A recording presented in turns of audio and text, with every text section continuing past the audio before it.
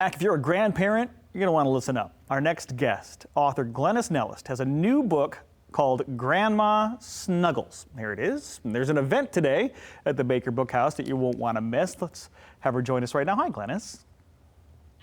Thank you so much for having me. I'm excited to be here. Well, we're glad you're here. You're a grandparent. All right, and tell us now, obviously, we're all parents looking for creative ways to connect with our kids and our grandkids during the pandemic. How have you been doing that?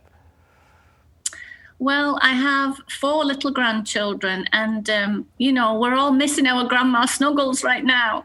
But thank goodness for Skype and FaceTime and the ability to talk to them via video. So the way I've been connecting, well, I write to them too, so I really think as a grandparent, you have to find what works for you, But the important thing is to stay connected with your little ones, with your grandchildren, because you don't want them to forget you, right? But if you prefer to write letters or cards, kids love receiving mail, and you might think it's old-fashioned, but it's a wonderful way to stay in touch with them. I totally agree with that. They love getting mail for sure. But the book, Grandma Snuggles, this is part of a series of books that you do with local publisher Zonder Kids. Now, in this new book, I was going through it, and the illustrations are always such a big hit, right? You've got to have a favorite illustration. And tell us about the inspiration. I mean, obviously, it's because you can't snuggle with them right now, right? I'm guessing? Well, that's right. I mean, obviously, I wrote this book a couple of years ago, and in the publishing world, you must be patient and things take time. But it's amazing that it would come out right now when everybody needs their snuggles. But so the inspiration behind it, actually, I'd written a couple of other books called one God Made Mommy Special and God Made Daddy Special. And everybody kept saying to me, when are you going to write God Made Grandma Special?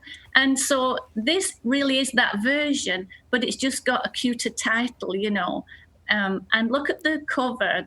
You talked about the illustrations. Gail Yarrell did a fabulous job with the illustrations. Can I show you my favorite one? Please. I like the ducks. Yeah. I'm just going to put that out there. I like the ducks. Oh, do you? Yeah. I know it's hard to choose because there are so many cute ones, but basically there are 8 grandma animals with their little ones. And it's just a celebration of the love between a grandma and her grandchildren, Grandma Hedgehog.